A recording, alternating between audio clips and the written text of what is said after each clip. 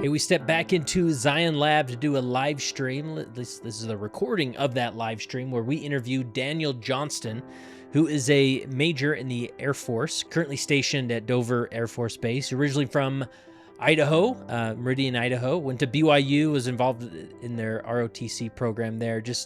I love interviewing military guys who have been through the ringer with some of these things. I mean, this is true leadership when you're in the military, and so their insight is always beneficial. Daniel recently wrote this book, Leading with Faith. Subtitle is Timeless Lessons from Spiritual Giants. He takes 6 leadership styles and talks about, in each one of those 6, specific individuals, either in church history, former, prophets in the restored church, even scripture examples of prophets or individuals in the scriptures. So just a fascinating discussion that as we talk about different leadership styles and what we've seen from leaders in our time, in modern times, but also anciently, and how did these leadership styles impact the way that they led? And we talk about each one of these 6 and share examples. And this would be a book to definitely check out to explore different leadership styles and learn from them, and then ask ourselves, what kind of leader am I? How do I show up? And maybe what's another style that maybe I can try on for size and see if there's anything beneficial that comes out of that. So a great discussion with Daniel. Let's jump into it. Here's my interview with Major Daniel Johnston. All right, welcome back to another podcast episode, which we are live streaming at the same time. It's sort of becoming the norm in the Leading Saints world that we're not just a podcast anymore.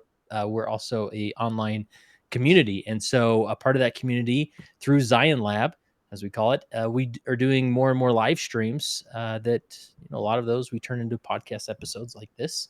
And I always appreciate bringing in a good author here, especially somebody who's taken some time to think about leadership in the context of being a Latter-day Saint, and that is Daniel Johnston. How are you? I'm doing great, Kurt. How are you doing today? Very good. And I just love you. I mean, you are dialed in when it comes to doing the book promotion. You got the book behind you here. I got a copy here. Maybe I should put it on my shelf. But yeah, it's called Leading with Faith: Timeless Lessons from Spiritual Giants. So Daniel, tell me where did the idea come for actually putting this manuscript and book together?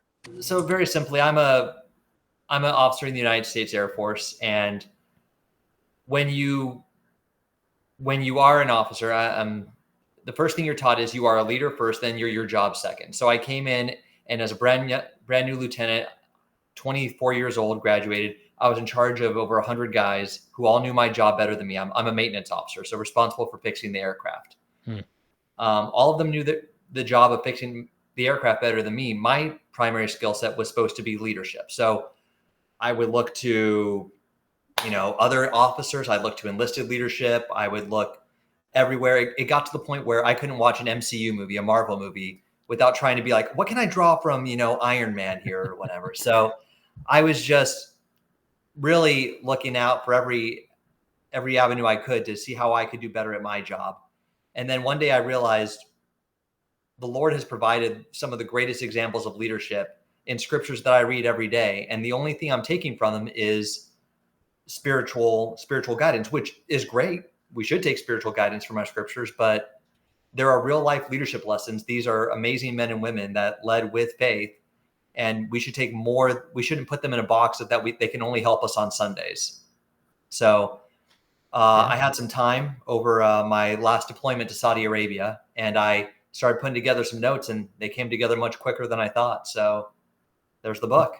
That's cool. I love that. And, I think naturally we think if I want to write a church leadership book about, some figures in church history or in the scriptures, we start with the person and then kind of fill in the principles. But you kind of did it the other way, where you started with the principle, like the builders, the peacemakers, the exemplars, and then you attach to certain individuals to that. Is that a fair way to frame that? No, absolutely. I feel like a lot of people who are either beginning to get into leadership or aren't in leadership yet, but are looking to, they think of there's such a thing as in their mind as an ideal leader. It's probably a leader that they had growing up, like a church leader, a parent, a teacher that really was impactful to them. So they think there's this one way to lead. And I've seen through my career lots of different kinds of leaders. And so as I was going through and I was reading the scriptures and kind of thinking about this, I thought, let me show specifically different styles of leadership that can be found in the world around us, but also in the scriptures. We can see, two leaders, there's Captain Moroni and there's Esther, two incredibly different leaders, and they're both in the book, who accomplished great things, you would say are great leaders, but did it in an entirely different way. Yeah. And was there a certain, how did you settle on the certain principles or the titles that you use in each section? I've kind of seen them throughout my career. So I didn't have hard names to them, but I knew there was different kinds of leaders throughout my career because, like I said, right from when you're a lieutenant, you're expected to lead. So you're defining your own leadership style and you're looking at officers around you and stuff. And you notice very quickly there's these different styles. So I didn't have names for all of them, but they were amorphous ideas I already had of like when I meet a new squadron commander, like, okay, this guy's a builder. Oh, this leader's more of a servant leader. So to kind of get what you're saying, I have 6 kinds of leaders in there. There's the communicators, the builders, peacemakers, exemplars, servant leaders, and disruptors. And it just, when I actually sat down and started putting down, like, I know there's different kind of leaders. Let me try to see if I can put this down on paper. Examples came to my mind from my own career of like, oh, okay, that's the definition of this kind of leader. Can I find those examples in the scriptures? And as soon as I had the category defined, the examples as I was reading just jumped off the page. Yeah, that's fascinating. And I appreciate you breaking it up that way because obviously every leader individual will naturally have their own style of leading. And sometimes we see maybe a more dynamic leader who's really strong in front of a group of people or a good presenter or very charismatic. And we think, that's a leader, right? And so we kind of try and be that person when maybe we're not. And so do you feel like you've identified maybe 6 different types of leaders, and obviously they may overlap in some areas, but it's that there's a certain leader and a different approach, not because they're the only ones that can do the task at hand, but that there's just different ways to approach leadership. Absolutely. And once again, I would just want to get away from the ideal leader myth, that there's not just one way to be a leader for 2 reasons. One, to, so you can identify in yourself what is, like, maybe everybody has different skill sets. God's given us all different gifts. And if you have a strength, but it's not what you've seen in your organizations, maybe you have an organization that's full of builders and you're like, oh, I'm not a great builder. That means I can't be a leader. That's not the case. You have strengths, and that strength can be nurtured and developed to where you can lead. And the big thing I want to say is, if I go through these 6 types of leaders and you don't see anything that speaks to you, okay, this is not the complete exhaustive list of types of leaders there are. These are just 6 that I identified. God has given us all gifts, and every single one of us can be a leader by developing those special gifts. Very good. Well, let's go through each one, and maybe we'll dive into some of the examples you talk about. But the first one being communicator, and you specifically highlight Gordon B. Hinckley in this. Maybe give us some background there. Yeah, no, absolutely. So the funny thing with communicator, this is probably the one that's the most broad. I chose Gordon B. Hinckley, but in this one I have Captain Moroni, I have Alma the Younger, I have King Benjamin, because, as a communicator, even within that, there's those leaders that speak with power. There's those leaders that can break down complex thoughts and simplify them so they can be understood. And then there's those leaders who can like communicate logistically well and get their message spread. Gordon B. Hinckley, I picked him out specifically because he's a leader who understood that it's not just important for a leader to be able to communicate internally and so that their people understand them, but the leader is also the voice of the organization and shapes the perception of the organization, which Gordon B. Hinckley excelled at. Like, I love Gordon B. Hinckley. He was the prophet of my youth. I always thought he was really funny, and he had that smile. But as I studied his life a little bit more, it's amazing how masterful a communicator he was, even at a young age. Something I didn't realize. You hear about Gordon B. Hinckley's mission, and there's that quote where he just goes to work. Where thou art, do their part, and forget yourself and go to work. That was it. But also, he worked with journalists in the UK during his mission because the church wasn't perceived well there. And I know this firsthand, having served my mission in England. And he worked with journalists in the local area to try to get some good publicity for the church. And to have that kind of foresight, that innate leadership ability, that understanding as a communicator at that age, to me is incredible. And that's why when he came back at age 25, he was put over the media and public relations for the entire church. So and that put him on a path where we all know ended up, so really cool. I'm curious. I have a follow-up question around the communicator, but we're recording this a handful of days after the passing of President Nelson, before General Conference, and obviously there's a lot of talk about President Nelson right now. Just like, not to put you on the spot, but off the top of your head, like, what type of leader was President Nelson in these 6 categories? Where would you put him? I have thought about him, because I was actually thinking about putting President Nelson in the book. Cool. Once again, any one of these leaders, you could put them in a couple of categories. But for me, there's defining attributes, and I'd put President Nelson as a disruptor. Which is funny, because you think disruptor, you think has to be Steve Jobs, has to be somebody confrontational. Disruptor, and we'll get into it in a little bit, but disruptor is just somebody who sees the paradigm, because a lot of leaders that come in and they want to like make alterations, make things a little bit their own. Disruptors are people who have a clear vision, and if it's different than the paradigm in front of them, it doesn't matter. They just are committed to their vision into a total change. And I think President Nelson, I mean, we were all sitting in our seats at every conference to see what the big changes would be next, right? I feel like that's the kind of the legacy he left behind during his tenure. Yeah. The reason I asked that at this point in the interview is that going back to communicator, and obviously President Hinckley was masterful at that. There's so much comments right now online about President Nelson, and I think there's one that was a little bit, a cynical commenter. That does happen online, believe it or not. But they said something like, "Why didn't President Nelson ever do an interview with the media?" Right? And I'm thinking, you think back to President Hinckley. He was with Larry King a few times. And it's like, I don't know if I want President Nelson on Larry King or a similar type of interview, because I don't know how he would fare that. I don't know if that was necessarily his forte. And I don't think, just as, and I don't want President Hinckley doing my heart surgery either, So it's like one of those things, like, it's not like President Hinckley was better than President Nelson, or they just were a different leader. And they definitely shined in those areas. However, I'd also say that in other areas, President Nelson was an extremely effective communicator, where I just think about how effective he was with these taglines and phrases, where he could take a huge message and compress it into a think celestial, spiritual momentum, covenant path, type of phrase. And, his 3 principal identities types of things. Like, he was masterful at that as far as communicating a spiritual message in the right context, but I didn't necessarily want to, put him on a national media interview where he's answering questions.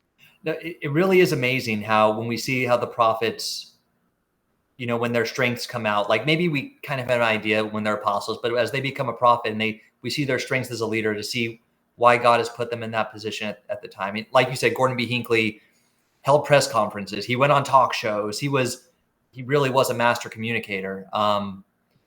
But not all leaders have to be great at all things. I think that's a common misconception. Like I said, why didn't President Nelson go on the talk show? Okay, that might not have been his strength. And it's important. Great leaders know their strengths, and they also know what their strengths aren't. And that's okay.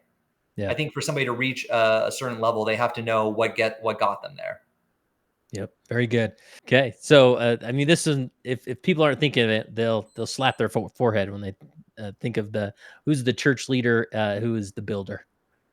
Yeah, no, I feel like this one was the easiest one. This is the one, as soon as I came up with the categories, builder, I put Brigham Young. There's other ones. There's Joseph of Egypt is another big one. And there's, we see throughout history and church history, a lot of builders, but Brigham Young, a builder to me, it's an easily definable one, but it's a problem solver. I like to think of them as progress drivers. Mm-hmm. Progress just doesn't happen they are the key driving factor for it. And they establish something that lasts. And Brigham Young took on his shoulders what at the time I would consider the greatest logistical feat in the history of the United States. And still maybe today is the greatest logistical feat in the history of the United States, of migrating an entire almost nation of people, not just from Illinois to Utah, but also overseeing the migration of the European saints over, being in charge of all that while also standing up the Utah territory, which was not a hospitable environment. And it would have been completely understandable if the Saints had been in little rundown outposts like what the rest of the West was. But he built cities that just were perfectly built to expand, and not just the infrastructure. Well, even to the infrastructure. I know, coming from all the places I've lived, I don't have a great sense of direction. When I moved to Provo, it was my first time living in Utah. I'm like, oh my gosh, I can find my way around here without a GPS. The grid system was just like, it was so perfectly constructed, just the way Utah cities are. It was incredible, just kind of a testament to his building expertise. But getting back to him, he didn't just build to survive, he built to thrive. Like, there's the physical components, there's the components of culture. Like, he established playhouses, the choirs, universities. And then from the church component, obviously he was the prophet, but I love the foresight and the kind of commitment. And I think it's a story that people know, but that he called elders and sent them across to Europe to study cathedrals for the blueprints of how to build temples here. Just, it wasn't enough for him to just be like, okay, let's get here, let's get set up. It was, I'm going to build something. I'm responsible for building Zion. He knew that, and he treated that responsibility with care. So yeah. I don't know if the church, through scripture or church history, has had a better builder than Brigham Young. That was true. They literally have a statue in the U.S. Capitol because he was such a dynamic builder and settler, right? Yes. He was a force to be reckoned with, right? And I'm curious, obviously, Brigham Young can be a controversial figure, especially in the social media world. A lot of people love to just throw him under the bus, which is usually unmerited. But I wonder if there's almost like an antithesis to each one of these, right? Where it's like, I don't expect Brigham Young. I'm sure there's stories of him being a servant leader, but I don't, he doesn't jump to mind, that type of thing, right? And that's sort of just the nature of these leadership, different types of leaders, is that you're going to get different styles at different times, and sometimes there's a lot of purpose that God has put in putting that leader there at the right time. But it's interesting to think about that. Sometimes their strength can also reveal a weakness. You're absolutely right. And I've heard stories, I've read them, of Brigham Young's softer side and servant leadership, taking kids into his home and stuff like that. But once again, I don't think that's why God had him in that position at that time, for his servant leadership skills. It was because Brigham was the man who could get the job done. It is funny. I don't know if there's as much of a contrast in leadership styles we have from Joseph Smith to Brigham Young. Like, I was in one of my leadership classes when I got my MBA at BYU, and the comparison was made: Joseph Smith to Brigham Young is Steve Jobs to Tim Cook. You have the more visionary leader, and Joseph Smith was a builder. He had his building tendencies, but built up Nauvoo, but not on the same scale as Brigham. But he was more of a disruptor, just taking the status quo and smashing it. Where Brigham was, okay, I'm going to take Joseph's vision and I am going to make Zion here on earth, and I am going to will it to happen. Yeah. Yeah, it would be interesting. Maybe sometime in eternity, we'll be able to play with parallel universes, but it'd be interesting to see how Joseph Smith would have handled, if he wasn't martyred and he carried on, the leadership with the saints. What would that expansion look like? How soon would they have left Nauvoo? What would the Western settlement? And I'm sure there's a lot of things that look the same, but they would have been done differently. That's the way it is. I love that. I'm looking forward to the LDS fan fiction right there. That's right. Coming out soon. That's right. All right. Let's jump to the Peacemaker, and this takes us to a scriptural figure. Yeah. So Peacemaker, I spent a long time thinking about this one, of what to call it, because I feel like the term peacemaker, I'm not going to use it maybe the way it's classically thought, because the peacemaker, I feel like a lot of times what comes to people's mind is somebody who is passive, somebody who avoids conflict, somebody who does not does not want to, will do what it takes to settle, which can be the case in some situations. But a peacemaker, I'm defining it literally, as a leader who makes peace for their people, who does what is necessary to preserve the peace and prosperity of their people. And this sometimes can, have them make hard decisions. So what I have for here is Nephi.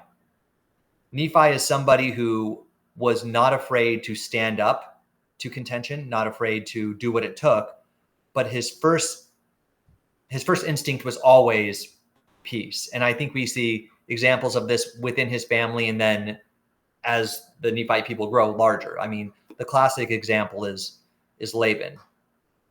Nephi is a man who wants peace, but he is sent there on a mission, and he knows for his people to have peace and prosperity in the future, he's commanded to kill Laban. And he hits against this because that's not what he wants generally. Like, he doesn't want to kill, but there's tough decisions need to be made. Again, with the boat, I love his example of building the ship. He can't do it by himself, or it'll be more difficult, take longer to do it by himself. And he knows he needs his brother's help. And he's given this power by God. He's given this power by God to two men, really, who have abused him for a lot of his life, to have kind of power and control over them. And what does he do? He gives them just a taste enough to let him know he means business, and says, okay, now I'm done. Bury the hatchet. Let's build this ship. Let's get on mission. I mean, the restraint that Nephi has, coupled with the ability and power that he has, is, I think, the recipe for a peacemaker. And then, obviously, when he becomes king of the Nephite people, there's not much where we know about Nephi's reign, but we do know he built cities and he built weapons. Now, a peaceful man like Nephi, one of his first things is I'm going to make weapons. Kind of out of character, except he knows that war will come, and he wants to preserve peace for his people. So Nephi does it peace through strength. I also have Esther in this one, peace through emotional intelligence. Pahoran, peace through empathy. So there's it's not always having to be, I'm the strong one to preserve peace, but a peacemaker, that is their primary goal, and they'll use the tools at their disposal to make it happen. Yeah, very good. And this is another opportunity for a shout out for President Nelson, that we can never think of a peacemaker without thinking of him, which again is awesome, right? I just love that that message that will continue to influence us in so many ways. So I think President Nelson, I said disruptor, but you got it close there with Peacemaker, and the time that he was serving, everything that's been happening in the country during his tenure as prophet, I think, once again, needed somebody with his sensibilities. Yeah, so true. All right, let's jump to the exemplar. Exemplar is I didn't know a better word for this. I was going back and forth with friends and family, but exemplar is leader by example. If you've been on a sports team before, there's the classic, oh, he's the team captain. Well, does he say much? No, but he kind of shows us how to do things the right way. In the military, you say, they lead from the front, these type of leaders, where they say, hey, I'm not one for speeches. I'm not one for all this touchy-feely stuff. But if you get behind me and you follow me, I'll show you the right way to do this.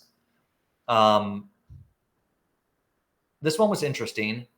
I had a couple leaders who stuck out to me for this one. One that I think is an interesting case study is King David. Because he is your classic, what do we first know him from? David and Goliath, where as a young man, he goes and he's like, who's this Philistine mocking the people of God? I'm going to show you what needs to be done. I'm going to be brave, and it inspired the people of Israel after he defeated Goliath. And there's records of David fighting with his men. He was a lead from the front, but then also on spiritual matters, David didn't just talk the talk, he walked the walk. He wrote the Psalms. He wrote a whole book of scripture as a warrior king. He brought the Ark of the Covenant back in, and David progressed the nation of Israel so much just by his reputation, the actions he took. He was a leader by action. And so interesting about this is that puts a huge responsibility on the shoulders of an exemplar to continue acting that way. Exemplars, I feel like, are the leaders most often we put on pedestals, and we think they're perfect, because it's not just what they say. It's like, I want to be this person. I want to do what they do. And so when they mess up, it feels like a personal betrayal. David and Bathsheba, I don't know how widely known it was at the time, the depth of his like sin, but it's funny when you talk about King David in Sunday school, it almost feels like you're talking about two different people, because we're so praiseworthy of him and all of his other stuff. And then almost to us in the class feels like a betrayal, but he did this to us. Like, we were looking up to him. We want to follow his example. How could he do this? And that's kind of the two-edged sword of being an exemplar. Yeah.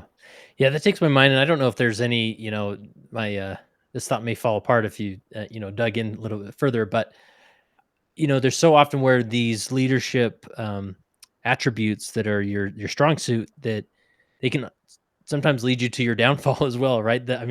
You think of David's fall of like, it was because he took action, and and those actions sort of built upon themselves. And I'm just thinking like, the peacemaker with Nephi. I mean, maybe he was in a moment too much of a peacemaker where they actually had to, were able to tie him to the master. I'm just thinking these in my own leadership where I'd place myself, and I kind of see that, yeah, sometimes I like am in that gear so much that I miss some things, or I don't know. So I don't know if there's anything to that, but that's where that's sort of what intrigued my mind. No, I think that's why it's important that all these people are in this category, but they all showed other signs of leadership as well, which is why it's important for us. What is it? A one-trick pony, right? If you do one thing all the time and you're unable to adapt to different situations, then you try to maybe fit a square peg through a round hole, and you can put yourself in uncomfortable situations. Yeah. Like Brigham Young, where he was a builder, but sometimes, you hear some stories of him sending people out to places to settle, and it just kind of didn't work. Or I don't know. I'm sure there's examples where his gusto of taking action of building was maybe didn't take time to think it through, because he was just sort of plowing forward with his strength. But that might be, I think, the best example right there of somebody taking their strength too far. I think as much as I love Brigham Young, is it easy to say, maybe sometimes he went overboard with some of his great tendencies of building and pushing and trying to make people do more. Yeah, I think that'd be pretty easy to find some examples. For as great as he was, as important as he was, I think your online commenters that you mentioned before might be able to pull up an example of Brigham Young taking it too far. Yeah, for sure. All right, should we jump to the servant leader? This one was pretty easy to find, because I think the church, we kind of build servant leaders. We try to follow in the model of Christ. And at the end of the book, I show how Christ is every one of these leaders. But I think the way we think of him most often is as a servant leader, which the role of a servant leader is to lift others. It's to help others grow, gain confidence, and succeed. It is all about the betterment of the people who you lead and really who you serve. Your job is for them. Who I picked is Gail Halverson. For anybody who's seen the movie Meet the Mormons, you'll be familiar with him. He's also known as the Candy Bomber. This one hit close to home because I was actually an ROTC instructor at BYU for one of my assignments as a captain. And while I was there, we had Gail Halverson come and speak to the cadets. And it was amazing. And I'll go through his story in a minute. But once you know his story, to have him there in the room and see the graciousness that he had and the love that he had for all of these future officers, and understanding their responsibility and just his appreciation for them just really came. Yeah, it was great. And that was just a couple of months before he died. And when he did die in 2022, the ROTC served as kind of the security and ushers for his funeral. And the people who came to his funeral were incredible. We had General Oakes, 4-star general and general authority. We had the German attaché. We had President Uchtdorf come to speak. And, they didn't come to speak because he was a war hero. Like, all the stories in there were just about like how he touched the lives of others. And that's what a servant leader does. It was incredible. So, but for what Gail Halverson did, sorry, I forgot. I'm assuming everybody knows. During the World War II, Berlin was separated into the German side and the Russian side, and the Russian side was essentially starving out the people of Berlin. Russia and Germany were on separate sides of the war, and the U.S. undertook one of the greatest humanitarian missions of the time. It was called the Berlin Airlift, where they airdropped supplies into the Russian side of Berlin, and essentially try to keep the people alive. And Gail Halverson was one of these pilots dropping in, and there was a literal wall, the Berlin Wall, and a fence separating East from West Berlin. And he went up to the fence one day, and he saw a bunch of children at the fence. And he told this story to us as well when he came and visited. And he just saw the look on their faces. He didn't have hardly anything to give them. So he had one piece of gum left, tore the gum into lots of pieces, and gave it to the children. And then they passed it around, and then they took the wrapper and started licking the wrapper. I apologize. This always gets me choked up, just his spirit when he tells it. And they told him, hey, don't worry about us. We'll have food to eat one day, but if we lose our freedom, we'll never get it back. And he took that to heart. That's a wonderful story in its own right, him giving the gum. And that's not a story he could have told the rest of his life. But what he did is he's like, okay, kids, I have candy rations. I'm going to wiggle my wings when I fly over, and I'm going to drop the candy out.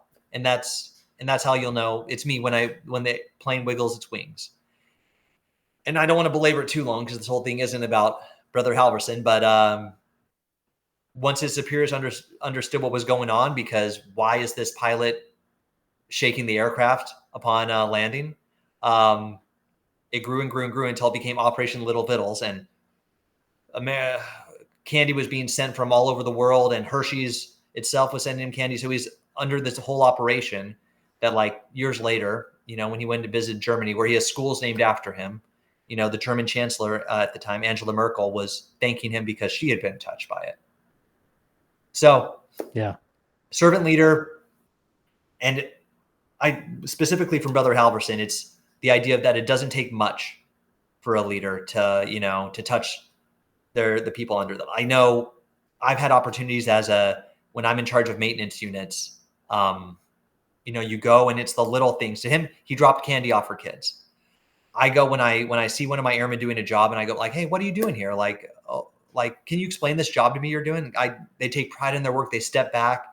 And I remember as a young lieutenant, I had an airman come to me the day after I was talking to him just about his family, the job he was doing. He's like, hey, sir, I just want to let you know how much I appreciated you doing that. It was 5 minutes of my time. I didn't realize what an impact it would have on him, because to me, I'm like, oh, one of my airmen's doing something. Let me just talk to him real quick. I don't think leaders understand the impact that they can have with simple acts of kindness for their people. And that's what Gail Halverson shows. And what I appreciate about his story, and there's so many, this is such a strong leadership principle of, nobody ordered him or assigned him to do that. He perceived a need and he moved forward with, fulfilling that need. And that's, I think the more we can do that, right, where we're not trapped inside the calling descriptions of what our calling is and how we're supposed to show up. And I would do that, but that's more of like a bishop thing to like shake hands at the back of the room or, whatever it is.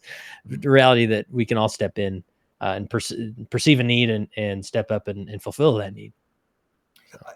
100% true. And that leads me to kind of an idea of just this, yes, we need to do all these things, but it has to come somewhat naturally.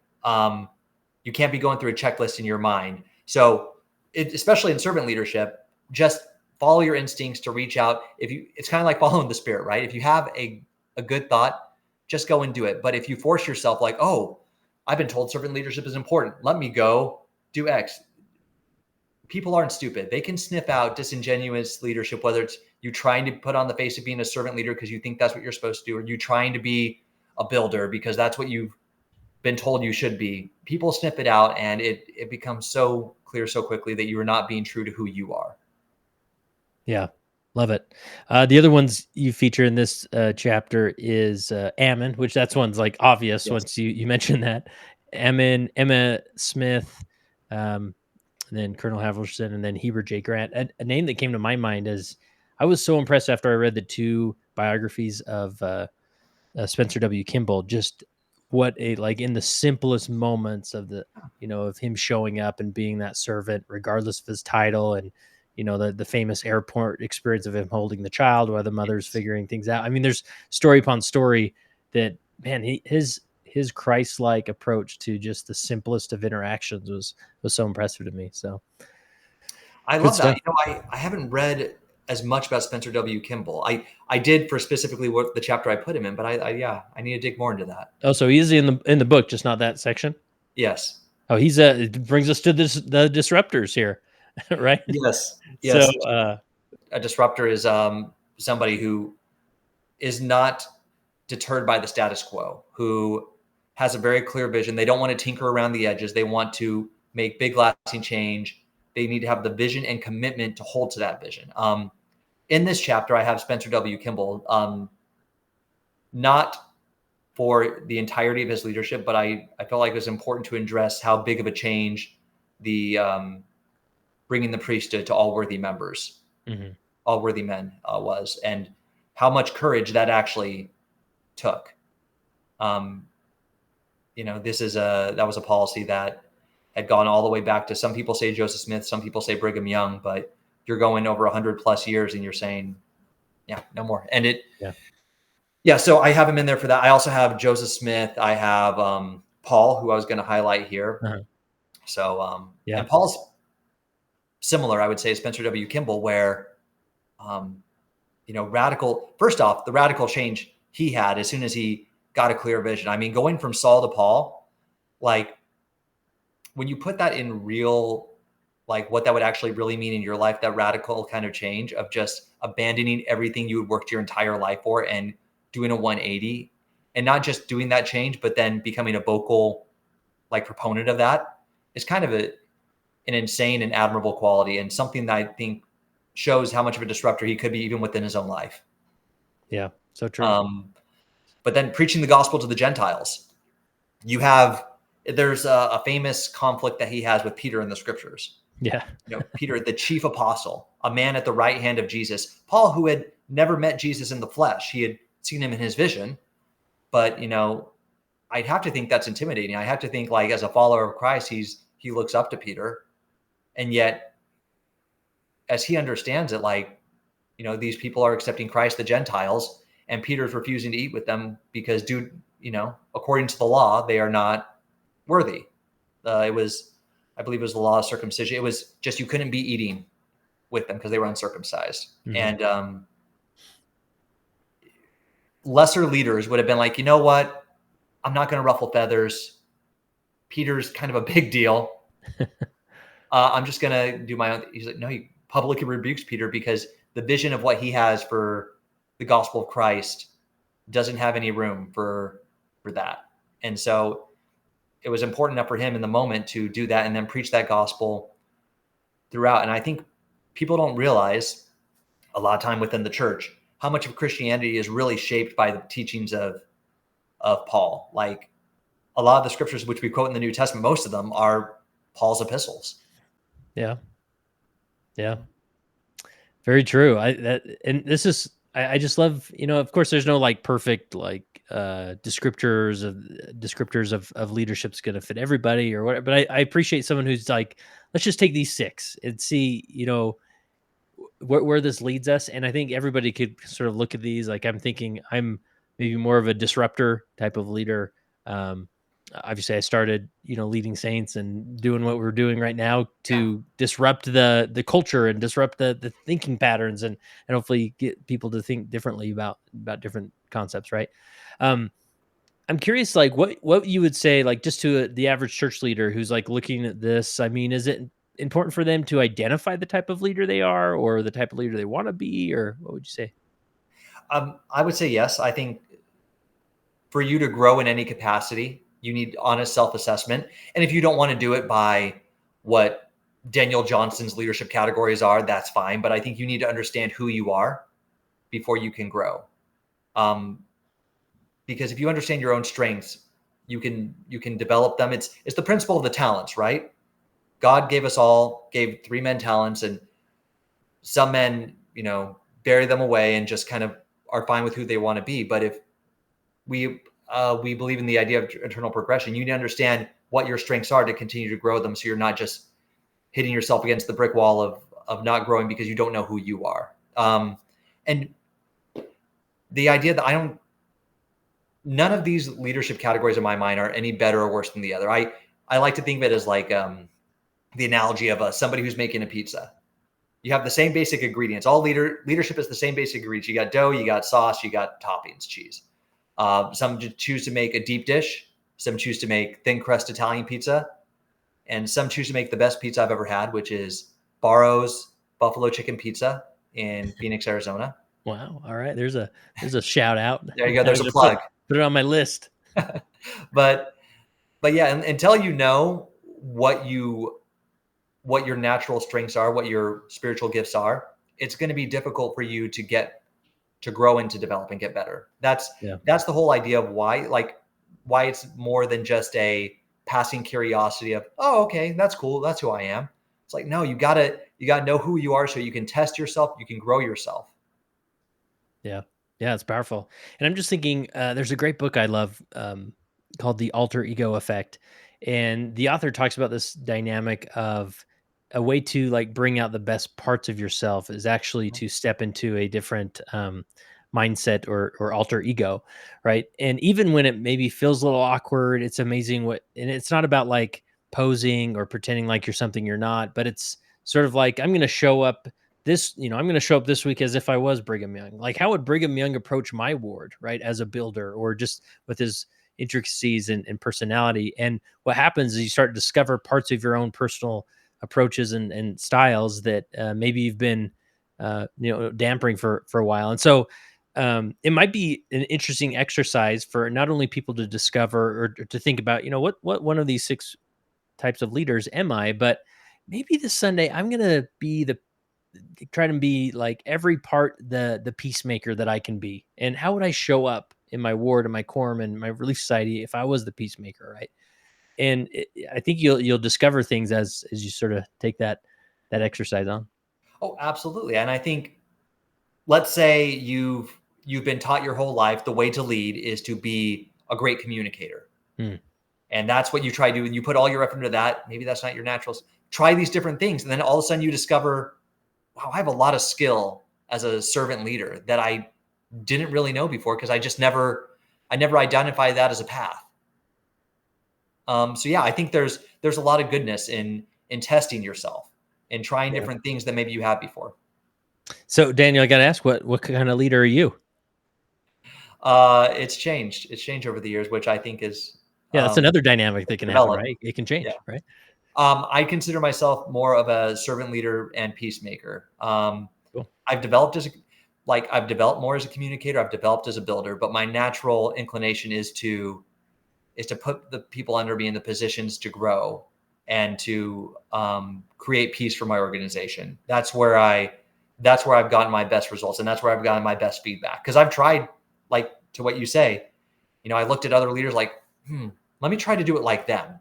And then I find out soon, like, okay, there's some things that can help me here, but that's also not me. Yeah. So kind of, to your example, I think that's an easy way of figuring out who you are. Put yourself in these positions and you'll find out. But that is me. What about you, Kurt? Yeah, you said you're a little bit of a disruptor. I'd put builders there as well. You don't build something like Leading Saints without, that's true. Yeah, with having those tendencies. Yeah, for sure. I'm just all the things. I hate to brag, but no, I'm just kidding. There's an antithesis for you, like Mr. Ego. But anyways, this is fun. I'm so glad you wrote this, and let's definitely open up if somebody has a question here in our remote studio audience. Use the hand raise icon. Love to have you unmute and ask that. But while people think through and get the courage to speak up, obviously this is published by Cedar Fort, so it's probably available in Desert Book, or soon will be, and of course Amazon. Anywhere else you send people for the book? Yes, available on Amazon, available on cedarfort.com, and is carried by Deseret Book. Awesome. Very good. And it's not, it's not like a thick book, right? So it's not like an encyclopedia of all these different leaders, but what a great, even just spending time with each person, each story once a day, and reflect on it and see what you can gather from it. So thank you. Awesome. Anybody have a question for Daniel you want to ask? You can raise your hand or put it in the chat, but it's always fun when you actually speak up and there's other voices on the podcast. So yeah, Dan, man, I don't know if you're related, but you have the same last name. I find it interesting about Daniel and what type of leader he identifies as. Could you expand more? Maybe some examples why you think you fall in that categories or those two categories versus the others. You alluded to it a little bit, but what are some things that brought that out with you that helped you identify that then gave you the opportunity to, I guess, hone that in more and be better at it for the either the unit's success, your group success, or your particular airman, whoever you were working with, and yours? I'll speak to the servant leader aspect of it because I think that's easier one to identify. And I said before, I think the church grows servant leaders to a degree. I found in my career as a maintenance officer, it's very operationally driven. So meaning there is a large focus on mission and results, as there should be, because we provide the aircraft that train the pilots. And if you're in a combat area, which I've been in before, which drop the bombs, and if they're not ready, there's not much room for softness in that. And so when you're put in that peg, you feel like, okay, this is all I have to be. I found myself fighting against that in areas which I could. So meaning,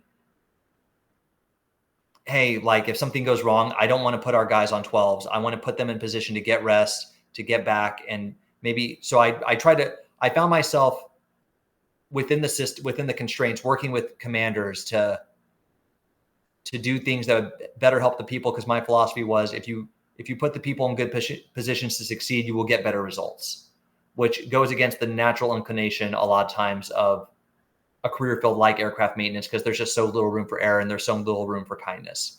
And then I found this expanded when I went to teach ROTC, and I was an instructor responsible not just for students, but the development of cadets into officers. So it's a general leadership philosophy of mine that like I said, if you put people in positions where they can succeed and grow, you will be rewarded. And people are not just parts to be moved around, which as you get into larger and larger leadership roles with more people, you have to remind yourself of, because it can feel like they're pieces on the chessboard if you are not intentionally practicing servant leadership. Awesome. Leonard, do you want to go next? I'm curious to get your opinion. Do you think prophets in the church are brought to the presidency because their leadership styles match the needs of the times, or are there situations where the president of the church has had to change leadership styles to match the needs of the times? Does that make sense? It absolutely does. I think both. I think in unique circumstances, God absolutely, has called people at certain times to lead the church. I think, we just talked about Brigham Young, Joseph Smith. I think those two men were very specifically called at that time for God. But there are examples of, apostles who were very focused on one thing, and they become president of the church, and they adapt themselves. So I think it's absolutely both ways, where God puts the people who he needs at the time he does, but also the prophets are better men than most leaders, and they understand that they are tools in the hands of God. So whatever they are needed for, they will do what they are needed. And I think we are just such in a blessed state, obviously, because this is God's church and he leads and guides it, to where have gone through so many different changes in leadership. And we don't have the era of like, oh, let's forget about that prophet because they went completely off the rails. I don't think you have to agree with everything that every prophet has done, but it is clear after the fact, like most of God's work among the children of men, that, okay, this is why this turned out this way. So sorry, it's a bit of a cop out, Leonard, but I think both. Yeah. I think it will be interesting to see our preconceived ideas of how President Oaks will lead the church versus what really happens once he's become the prophet. Yeah. Yeah, I definitely had some preconceived notions about President Nelson that did not come to pass, as did the secular media. And I think those of you old enough to remember the transition with President Benson, right? He was definitely maybe a different personality before he was in that chair. So it's really interesting. And I don't know, sometimes that's a really interesting question to think about. I think naturally as religious people, that believes in revelation and inspiration, we sometimes put more meaning behind things than maybe is intended. Where in a parallel universe, let's imagine President Nelson served at the time of President Hinckley and President Hinckley in the time of President Nelson. Because right now we're saying, oh, isn't it cool that a doctor was, the president of the church during a pandemic? But we could have said, isn't it cool that President Hinckley's the prophet during a pandemic because he's a great communicator, and in this world of social media, he's just out there doing his thing, right? And so sometimes we put more meaning there, but it is interesting to see. I think that's a unique thing we have is we've seen President Oaks develop as a leader since 1985, really, where we saw his conference talks and the different positions he served in, and I think it's an interesting leadership lesson for sure. I think you're absolutely right there. With President Oaks, and especially, he's been in so many leadership scenarios that have been well documented throughout his career as, president of Brigham Young University. He was the assistant dean at the Chicago School of Law. So we already know who he is as a person. So who he is as a prophet will be very, very interesting. But like you said, President Nelson is one of those that, as an apostle, you're kind of like, okay, he'll be pretty steady, pretty regular prophet. He just came in guns blazing, which is fantastic. Yeah, and maybe in the 90s, President Nelson would have said, "Oh, we're going to build 200 temples, not 100." So he definitely had he got his 200 temples. So yes, awesome. Well, Daniel, this has been fantastic, and I'm so glad hopefully this is one of many books that you put out and you keep writing, and I'm sure there's other leaders to explore and things like that. So we wish you well on that journey. As the last question I have for you, especially I love interviewing military guys because there's just a extra edge of leadership when it comes to the military, when you're literally under fire and you need to really lead people when lives are at stake. I'm just curious, as you reflect on your time as a leader, maybe in the church, but also in the Air Force, how has being a leader helped you become a better follower of Jesus Christ? I think there's a lot of assumptions made when you are in an organization of any kind, family, ward, job. You make assumptions about why decisions are made and how easily they are made. And being a leader and being in the room, having to make tough decisions on my own, and then being in the room where decisions are made that affect a lot of people, and seeing the good leaders who the care and thought and time they put into that and the emotional toll it takes makes me just think of God and Christ, who are the perfect example of leaders, and how much care and time and consideration and sometimes pain is put into all of their decisions for us as their children for our betterment. So it's given me, it's weird to say, it has given me a greater